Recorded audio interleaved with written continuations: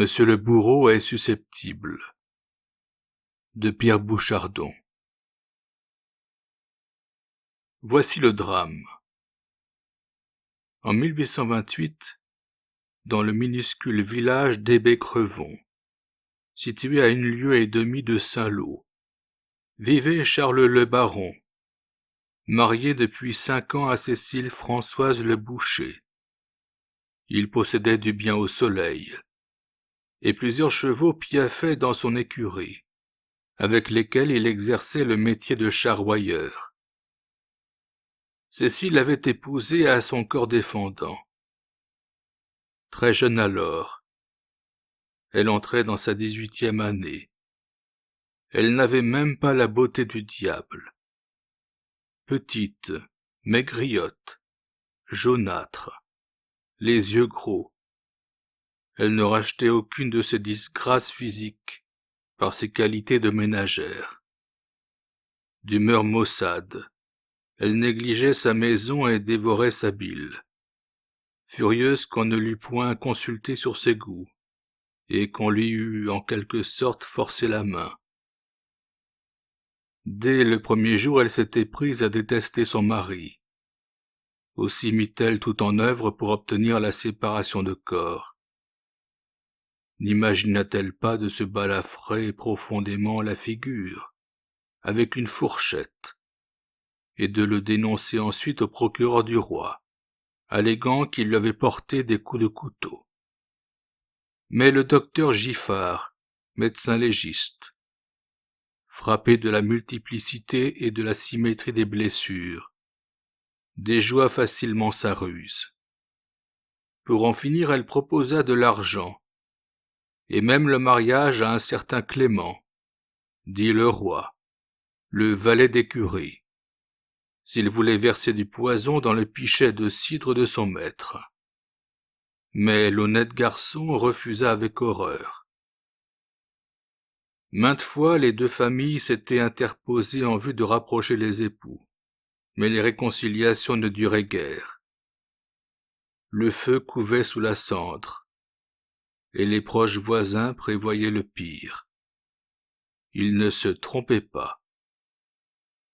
Le 15 décembre 1828, tard dans la soirée, la femme Le Baron manifesta au journalier Auguste Marraine quelque inquiétude de ce que son mari ne fût pas encore de retour de sa tournée de charroyage. « Il a emmené la jument grise ?» lui dit-elle, « pourvu que cette bête, qui est capricieuse, ne lui ait pas joué un mauvais tour. »« Que me chantez-vous là ?» répondit le rustre. « J'ai vu la grise à sa place il n'y a pas 2 heures, et je suis bien sûr qu'elle n'est pas sortie de la journée. » Cécile se mordit les lèvres d'avoir voulu être trop précise, mais elle n'insista pas. Le lendemain au petit jour, on trouva le baron gisant dans son écurie, derrière ses chevaux. Il était mort.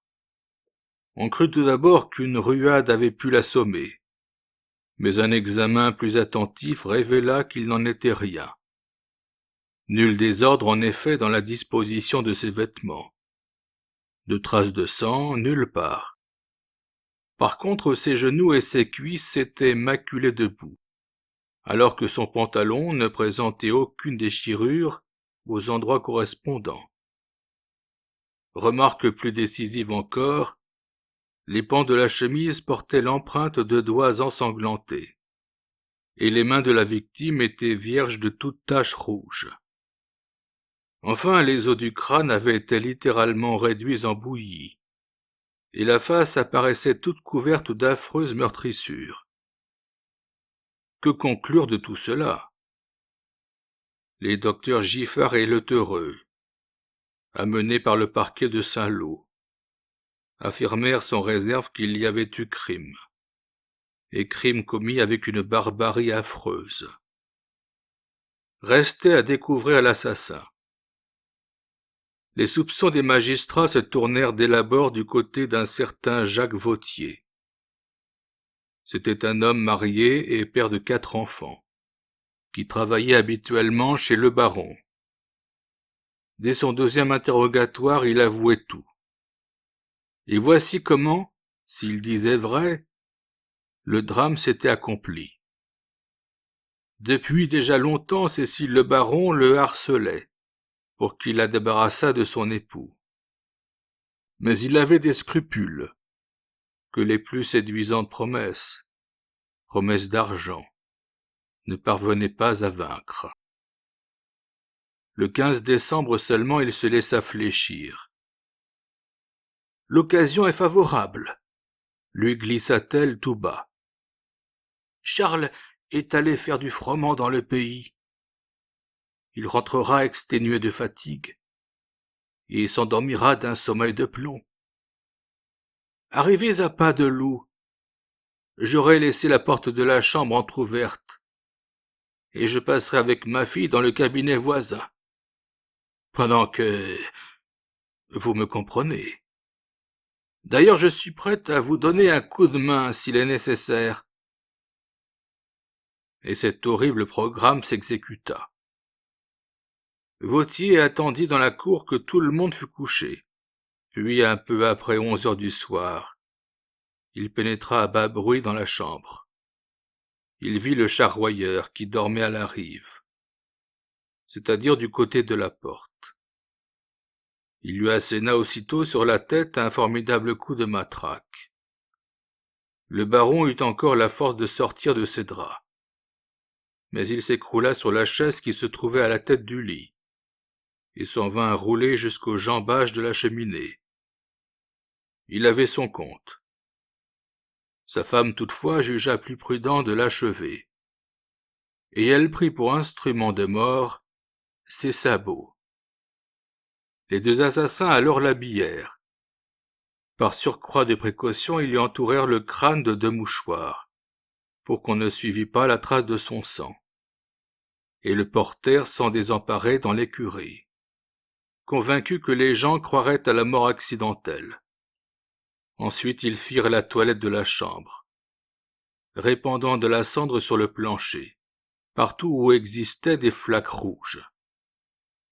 Cécile le baron gratta même avec ses ongles certaines taches rebelles, puis elle balaya le tout derrière l'âtre. Les 2 mouchoirs furent cachés sous la paillasse d'un lit, et la chaise prit le chemin du grenier.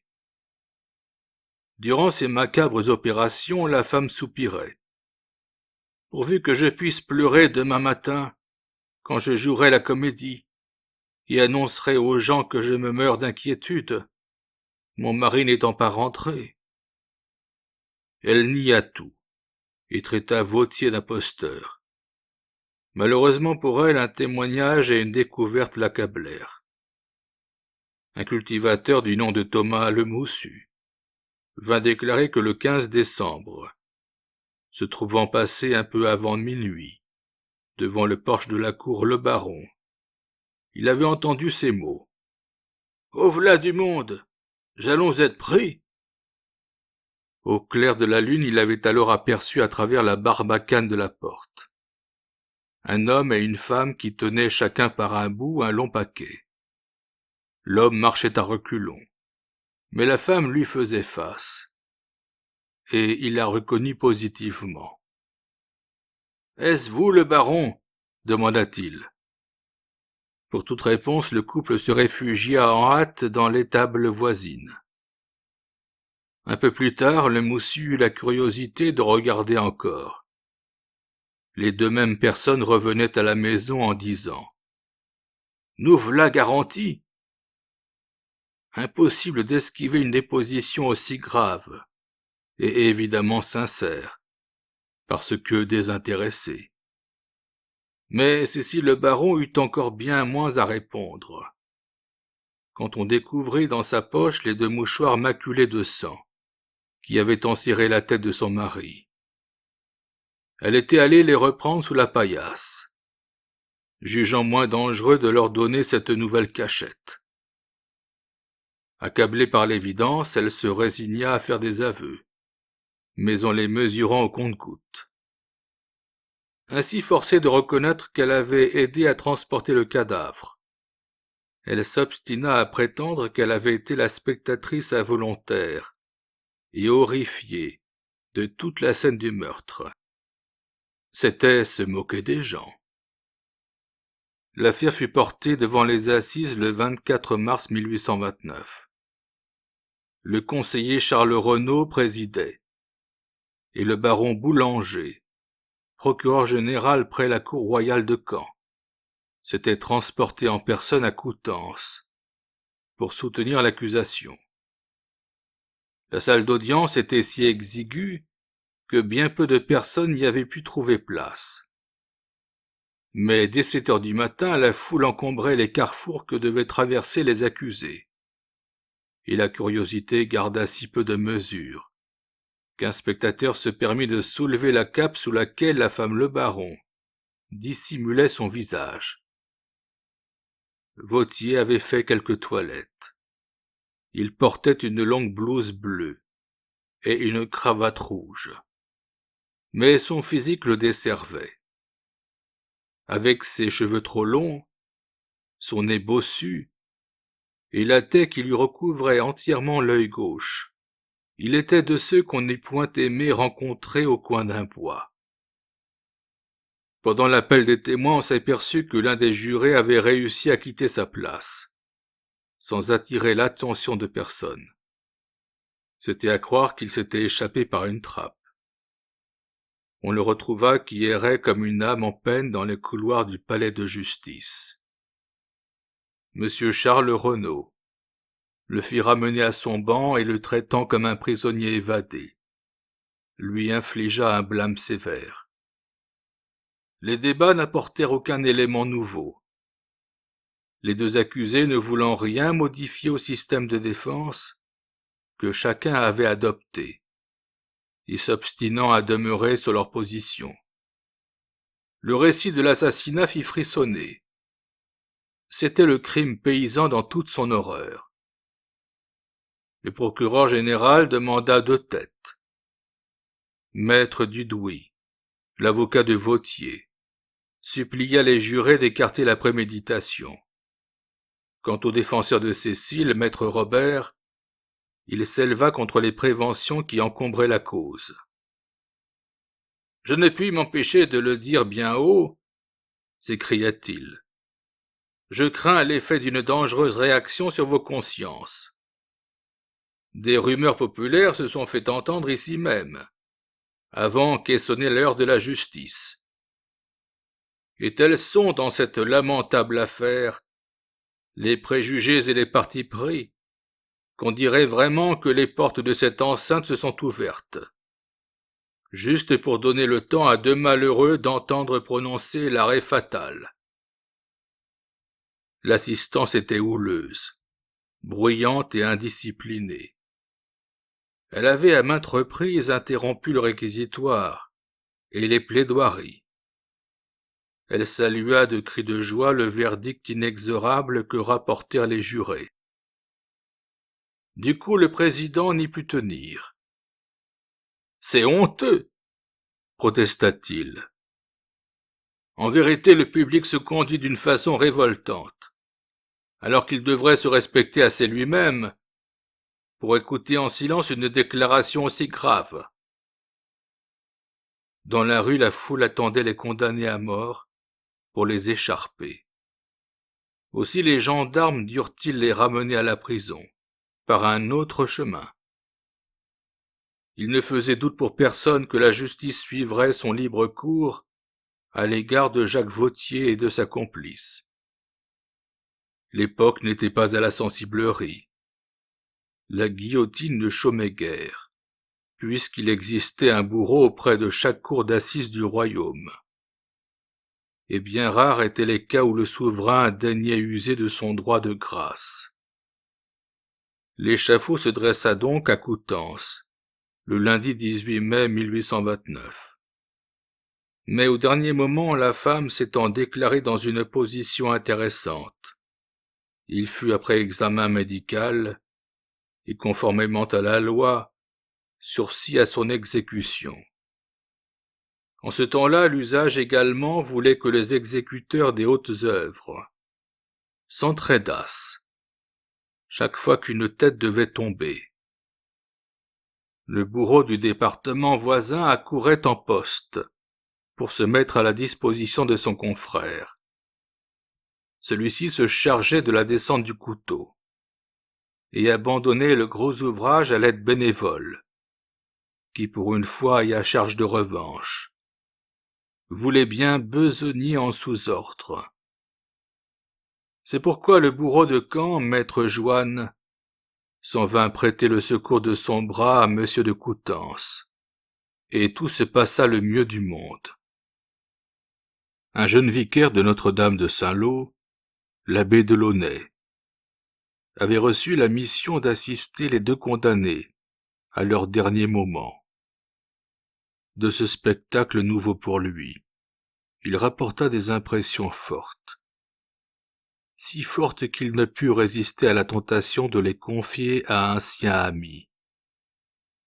Il maniait bien la plume, et si sa lettre date un peu en sa forme désuète, on la peut tenir pour un modèle du genre. À ce titre, elle mérite les honneurs d'une citation sans coupure. Aussi bien d'ailleurs donna-t-elle naissance à l'incident le plus inattendu et le plus bouffon. L'abbé écrivait: « Lundi à 8h30, je me suis rendu à la prison de Coutances pour annoncer à Vautier que c'était le dernier de ses jours et que la cloche de midi, en sonnant son agonie, allait devenir pour nous deux le signal du départ pour l'échafaud. Disons tout de suite que l'excellent vicaire ne fut point exécuté, bien qu'à la rédaction de cette phrase, on puisse aisément s'y tromper. Juge quelle impression ma présence fit sur ce malheureux qui savait que notre première entrevue lui causerait la mort. De quel œil il me vit. « Ah !» s'écria-t-il, « c'est donc aujourd'hui !» Il n'acheva pas, et à l'instant un torrent de larmes inonda ses fers. « Pourquoi pleurez-vous, mon cher ami? Cette nouvelle ne doit pas vous surprendre. Prenez courage, je ne vais plus vous quitter. Ah, monsieur, ce n'est pas la crainte de ma mort qui m'arrache et pleure. Ce sont mes pauvres enfants. Que vont-ils devenir? Ils sont sans pain. Et ma famille que j'ai déshonorée. » Je lui parlai religion, et j'obtins bientôt par ce moyen le résultat que je désirais. Ses larmes se tarirent. Son cœur sembla s'ouvrir à la confiance. « Mon bon ami, lui dis-je, nous allons réciter, si vous voulez, les prières des agonisants. »« Bien volontiers, » répondit-il. Je commençai pour lors à me mettre à genoux et lui dis: « Restez assis. Vous ne pouvez facilement à cause de vos fers. »« Ah, je ne souffrirai jamais assez sur la terre !» s'écria-t-il, et se détournant, il tomba à genoux près de moi. Je me rendis ensuite au cachot de sa complice. Seule, couchée sur un pauvre grabat, elle pleurait. « Vous n'ignorez pas, sans doute, lui dis-je, ce qui m'amène ici. Je viens pour accompagner dans un instant Vautier à l'échafaud. Il vous reste encore quelques mois à vivre. Profitez-en pour vous convertir. Priez Dieu pour lui, et surtout prenez garde d'éloigner de vous la pensée de la mort. » L'abbé Delaunay pratiquait la manière forte, et volontiers il se fût écrié, comme certains aumôniers des prisons de Versailles, auxquels on venait d'annoncer qu'une femme condamnée à l'échafaud avait obtenu sa grâce. Quel malheur! Elle était si bien préparée. Il n'entendait point que Cécile le baron tourna ses pensées vers des sujets frivoles, et conserva le moindre espoir que le sursis de grossesse pût jamais se changer en sursis définitif. Mais poursuivons la lecture de la lettre. « Ah, me dit-elle, en fondant en larmes, pourquoi ne veut-on pas que je meure avec lui? Je suis coupable comme lui. Je m'étais préparé à mourir aujourd'hui. En lui souhaitant la persévérance, je retournai à mon pauvre patient, que je trouvai entre les mains de deux hommes qui dérivaient ses fers. Représente-toi, mon cher ami, Vautier assis dans son cachot, tenant alors en ses mains une corde attachée au milieu d'une barre de fer, qui tenait ses pieds à 18 pouces de distance. Un maréchal avec une enclume faisait voler en éclats à grands coups de marteau la rivure de ses fers. J'arrivai fort à propos pour le consoler. Chaque coup de marteau qui portait à faux le faisait sauter de dessus sa chaise et me faisait à moi-même une impression que je ne puis rendre. Enfin, 3 bourreaux vinrent pour lui faire ce qu'on nomme la toilette. Cela consiste à lier fortement les mains derrière le dos, à couper les cheveux, à morceler la chemise et les habits, en forme de rotonde, jusqu'au-dessous des épaules. On lui mit un mouchoir autour du cou et son chapeau sur la tête. « Voilà ce que c'est, » dit le bourreau. « Partons maintenant. » À l'instant s'ouvre la grande porte. Je pris d'une main le crucifix, comme il est d'usage, et de l'autre, je soutenais mon pauvre patient. Nous nous mîmes en route. Voici quel était l'ordre. 3 gendarmes à cheval ouvraient la marche, et 2 la fermaient. Immédiatement à nos côtés, 2 haies de gendarmes à pied, le sabre nu. Devant nous, à quelques pas, 2 bourreaux, celui de Caen et celui de Coutances. Derrière nous, le domestique. Le domestique, quel vocable dédaigneux pour désigner l'aide ordinaire de monsieur de Coutances. Il était alors midi moins 10 minutes. Nous traversâmes la place d'un pas soutenu. J'exhortai mon patient avec un calme dont il est difficile de se rendre compte. Il ne cessa pendant tout le trajet de témoigner les sentiments de la plus parfaite résignation. Arrivé au pied de l'échafaud, je l'engageai à ne pas lever les yeux, pour ne pas être effrayé de l'appareil. « Voulez-vous, lui dis-je, que je monte avec vous? En auriez-vous le courage? » « Oui. » Et déjà nous avions franchi les marches. Nous étions sur le bois fatal. « Je vous remercie, me dit-il, de tout ce que vous avez fait pour moi. Je meurs content. » Je lui présentai le crucifix.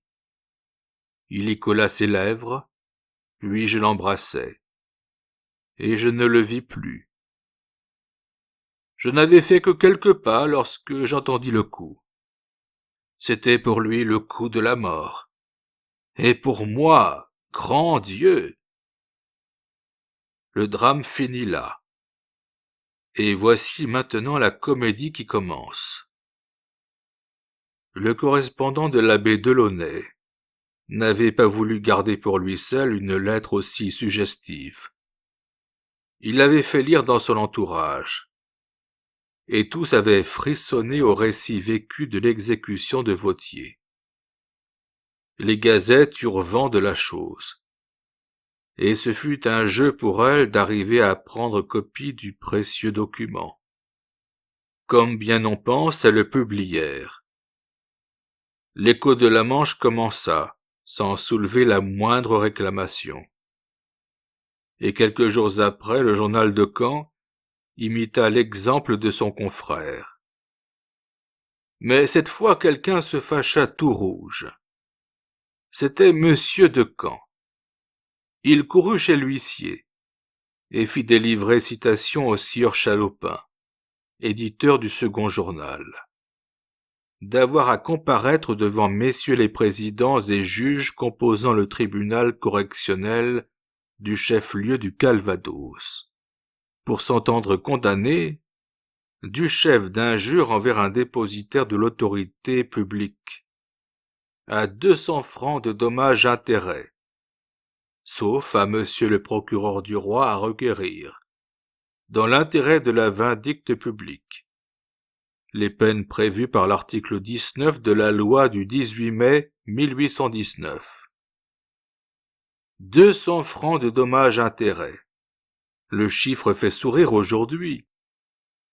Mais en l'an de grâce 1829, c'était bien plus que le prix d'une pension alimentaire annuelle, allouée par justice à de vieux parents habitant la campagne. Ajoutons que la loi de 1819 ne badinait guère dans le cas d'injure par la voie de la presse envers un dépositaire de l'autorité publique, puisqu'elle prévoyait alors une peine d'emprisonnement pouvant s'élever à 1 année, et une peine d'amende susceptible d'atteindre 2000 francs. Une petite montagne d'or. Au fait, quel méfait si grave avait donc à se reprocher l'éditeur du journal de Caen? Je vous le donne en 1000. Il avait ainsi que son confrère de l'Écho de la Manche, laissé hors de cause, qualifié le sieur Jouanne de bourreau. On aurait compris à l'extrême rigueur que l'aide de monsieur de Coutances fut formalisée de l'appellation de domestique. Mais en quoi le terme de bourreau communément employé, et sur l'étymologie duquel personne d'ailleurs n'est d'accord, avait-il pu porter une aussi irréparable atteinte à l'honneur et à la considération de monsieur de Camp? Le bourreau, est-ce que ainsi désigné, l'exécuteur des arrêts de justice, n'avait pas grande allure, lorsqu'au Moyen-Âge, il portait le masque et le grand manteau rouge, ou encore lorsqu'au XVIIIe siècle, il s'habillait en seigneur avec perruque et poudre. N'importe, le mot seul avait le privilège d'échauffer la bile du sieur Jouanne. On eût appelé celui-ci tourmenteur juré ou essorilleur, qu'il eût peut-être tiré son autre forme. Mais bourreau, quel blasphème, quel cas pendable! Vite, monsieur Chalopin, en police correctionnelle. Le procès fut appelé à Caen à l'audience du 13 juin 1829, et il divertit fort toute la ville. Triste comme un bonnet de nuit, le plaignant, était venu s'asseoir à côté de son avocat, un homonyme du vicaire, qui soutint de son mieux une cause aussi burlesque. Maître Delaunay établit que le titre légal de son client était celui d'exécuteur des arrêts criminels. Il rappela le décret de la période révolutionnaire, qui avait défendu de qualifier de bourreaux les guillotineurs. Il rappela d'antiques décisions de justice, qui avaient puni d'amende parce qu'injurieuse une telle appellation, ou fait injonction au public de ne point l'employer. Il invita enfin le représentant du procureur du roi à requérir toutes les sévérités de la loi. Maître de Valroger répondit au nom de Chalopin, et sa plaidoirie fut un vrai régal. Au temps passé, débuta-t-il, un de nos auteurs les plus célèbres vit un jour tomber à ses pieds une femme du peuple, qui se confondait en humbles adorations. « Relevez-vous, lui dit-il tout attendri, Un pareil hommage n'est pas fait pour mes faibles talents. » Il achevait de parler, lorsque, levant les yeux, il aperçut au-dessus de sa tête une petite statue, à laquelle allaient les génuflexions de la bonne vieille. Le procès actuel nous offre, en quelque manière, l'inverse de cette anecdote. Joannes aussi plein de son néant que notre auteur l'était de son mérite, n'attendant de tous que le sarcasme et l'ironie, comme notre auteur n'attendait que des hommages, a vu dans l'expression la plus inoffensive une injure, comme l'autre voyait dans la piété de la femme du peuple le tribut d'une admiration légitime. Les faits, messieurs, vont vous en convaincre. Le mois dernier, un malheureux fut mis à mort à Coutances pour un crime affreux. Le bourreau de Caen, soit qu'il voulût prêter à son confrère de la Manche l'appui d'un bras plus habile et plus exercé, soit qu'il désirât pour passer le temps couper une tête de plus, ou bien encore par sa présence donner au spectacle plus de solennité, se transporta là-bas. 2 journaux rapportèrent le récit de l'exécution qu'un respectable ecclésiastique faisait dans une lettre à un de ses amis. L'expression de bourreau s'y rencontrait plusieurs fois. Le sieur Joannes s'en prit à la seconde gazette. « Injure, diffamation !» s'écria-t-il. « Si la presse est libre, l'éditeur est responsable de ses abus. » Or, quel abus plus criant! Le nommer le bourreau, quel crime abominable! Rien que la mort n'était capable d'expier son forfait. Sans doute le plaignant, plein de confiance dans le ministère public, et tout rempli comme il est du souvenir des arrêts des parlements, entendait d'avance cette formule autrefois célèbre. Dit que l'écrit injurieux sera publiquement lacéré par la main du bourreau. Et, dans l'ivresse de sa joie, il se voyait déjà sur un échafaud élevé, déchirant d'une main victorieuse, à la face d'un nombre public, les cris diffamatoires. Vaine espérance! Monsieur le procureur du roi, auquel il appartient seul de demander la mort, même d'un journal, se tait. Et nous n'avons à répondre qu'à la demande en réparation civile. Messieurs, si je pouvais prendre sur moi de regarder ce procès comme sérieux, je prouverais que l'expression qui blesse si fort le bout, mon Dieu, qu'allais-je dire, l'exécuteur des arrêts criminels du Calvados, s'y est glissé sans aucune intention offensante. Et même si quelques termes un peu vifs avaient échappé à la plume de mon client, Joannes aurait-il vraiment le droit de se plaindre? Qu'alliez-vous faire à Coutances, lui demanderai-je? Le malheureux Vautier ne pouvait-il périr sans vous? J'ai toujours admiré comme une grande leçon cette coutume de je ne sais plus quel peuple ancien. L'exécuteur, au moment de frapper le coup fatal, s'enfuyait comme saisi d'horreur, jusqu'à ce que, ramené à l'échafaud par la force publique, il accomplit de la même manière que si la violence l'y eût contraint, ces effroyables fonctions.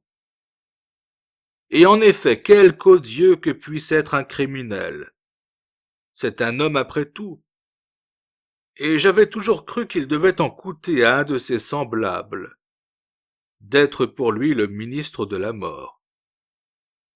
C'est toujours avec une incrédulité profonde, je l'avoue, que j'ai lu ce passage tant cité de M. Joseph de Maistre dans les soirées de Saint-Pétersbourg. Le bourreau a fini. Le cœur lui bat, mais c'est de joie. Il s'applaudit. Il dit dans son cœur « Nul ne roue mieux que moi ». Il descend. Il tend sa main souillée de sang, et la justice y jette de loin quelques pièces d'or qui l'emportent à travers une double haie d'hommes écartés par l'horreur. Il se met à table, et il mange. Au lit ensuite, et il dort. Et le lendemain, en s'éveillant, il pense à toute autre chose qu'à ce qu'il a fait la veille. À la honte de l'humanité, ce hideux tableau serait-il exact? Quoi? Les bourreaux s'invitent à l'agonie d'un malheureux, comme à une fête. La mort d'un condamné n'est-elle point chose assez horrible, si ce condamné ne périt entouré de bourreaux? Bien loin d'éluder la question, je l'aborde en face, et je me demande si l'on peut, sans injurier ou diffamer, désigner le bourreau par son nom. Maître de Valroger cita alors pour prouver la légitimité du terme le dictionnaire de l'Académie, l'encyclopédie et le répertoire de Merlin. Il continua. Mais le plaignant réclame le privilège vraiment singulier de ne s'entendre jamais appeler ainsi.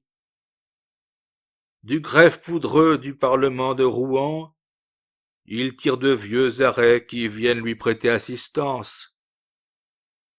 Sachez, dit-il à peu près, sachez que nous sommes depuis 2 siècles environ exécuteurs de père en fils, qu'un de mes nobles ancêtres, après avoir exercé l'office de tourmenteur juré du roi, comme on disait alors, mérita de s'élever jusqu'à la dignité de bourreau, et qu'il obtint pour récompense de ses hautes œuvres un arrêt en bonne et due forme, qui lui assurait le privilège de n'être jamais nommé comme on nommait ses devanciers. Quoi, lui dirais-je à mon tour, vous consentez à vous replacer sous cette jurisprudence vétuste, imprudent, et votre assignation nous apprend que vous habitez le quartier le plus opulent de notre ville. Hâtez-vous de quitter ces lieux, fuyez jusqu'au faubourg. Vous n'êtes pas assez loin. Mettez entre vous et l'air que nous respirons une large distance. Je produirai s'il le faut les anciens arrêts qui vous interdisent d'avoir dans l'enceinte citadine une autre demeure que la maison du pilori. Il est vrai qu'en manière de dédommagement, vous aurez le droit de tailler ou remettre les membres malades, sans que le corps des chirurgiens puisse en tirer offense. Loin de moi la pensée, messieurs, de rabaisser les redoutables fonctions du plaignant. Au contraire, je suis en train de lui prouver qu'elles auraient tout à perdre au privilège qu'il réclame.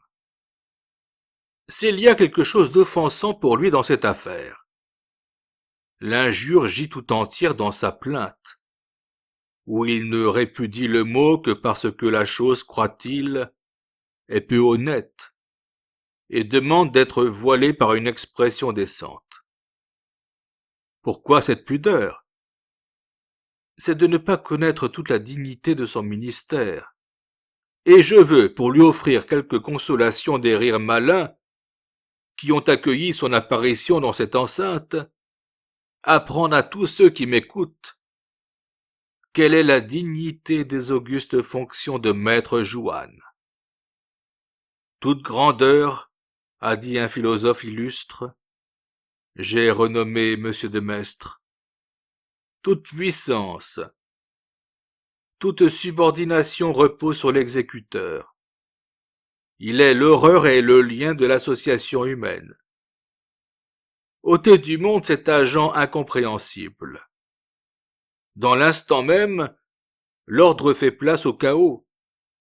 Les trônes s'abîment et la société disparaît. Aussi Aristote, dans sa politique, le met-il au nombre des magistrats. et même des plus respectés. En Allemagne, le bourreau acquiert le titre et les privilèges de noblesse quand il a coupé un certain nombre de têtes fixées par les coutumes du pays. Quelle ne serait pas de l'autre côté du Rhin la noblesse du sieur Juan, dont la famille remplit depuis 200 ans l'office de bourreau, et les Français eux-mêmes, malgré leur légèreté bien connue, n'ont-ils pas accordé jadis quelques honneurs à cet important personnage, celui, par exemple, de se voir offrir le jour de la fête de Saint-Vincent une tête de pourceau, ou encore d'avoir le premier pas à la procession. Le spirituel avocat eût pu citer encore le décret de la Convention, qui avait attribué le grade d'officier à l'exécuteur des hautes œuvres suivant les armées. En tout cas, sa plaidoirie avait le don de dilater la rate de ses concitoyens. Les rires fusaient de toutes parts, et déjà à maintes reprises, le vice-président Lermite, qui dirigeait l'audience, avait dû frapper son pupitre à coups de règle pour réclamer le silence.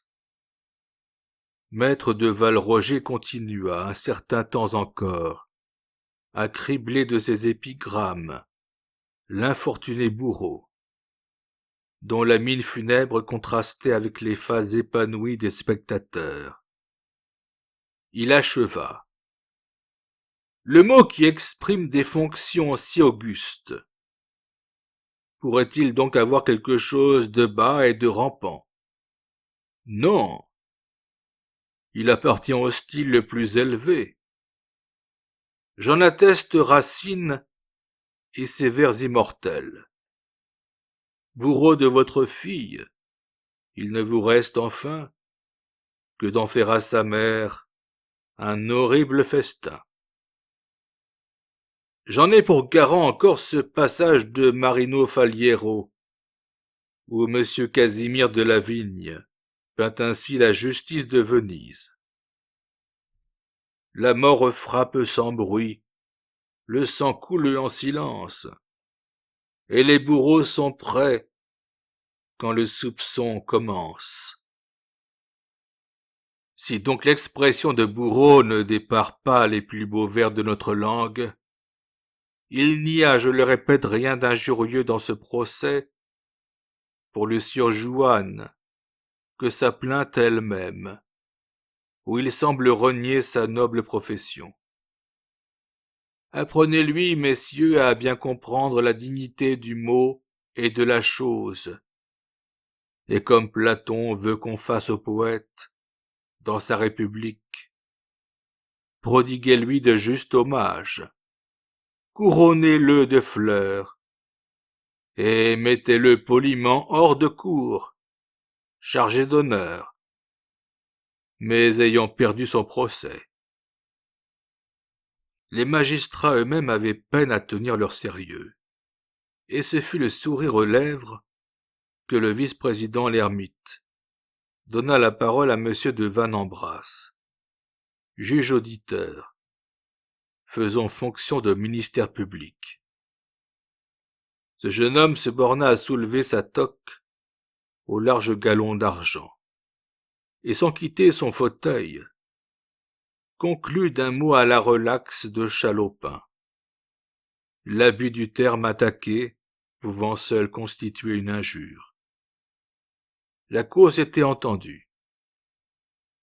Après un simulacre de délibération, le tribunal rendit le bref jugement que voici. Attendu que l'expression de bourreau pourrait, comme tout autre mot de la langue, devenir une injure par l'adjonction d'une épithète offensante, mais que seule elle ne saurait motiver l'application de la loi du 17 mai 1819.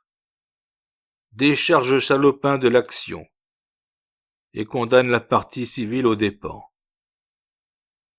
M. de Camp poussa un profond soupir. meurtri dans sa susceptibilité professionnelle. Il traversa la salle à pas comptés, et la tête lourdement inclinée sur l'épaule, comme s'il eût conduit le deuil de tous ceux que ses ancêtres avaient brûlés, décapités, roués, écartelés ou pendus. Les gens lui ouvrirent le passage avec une curiosité mêlée d'effroi, et tout en le dévisageant, ils évitèrent d'être frôlés par lui. Depuis la publicité faite autour de sa lettre, l'abbé Delaunay se désolait, en son humble demeure, d'avoir cédé à la tentation d'écrire. Aussi, quand il eut le 17 août 1829, accompagné Cécile Françoise Le Baron à l'échafaud, ferma-t-il son écritoire, et se garda-t-il de confier au papier, une fois encore, ses impressions. La leçon lui avait suffi.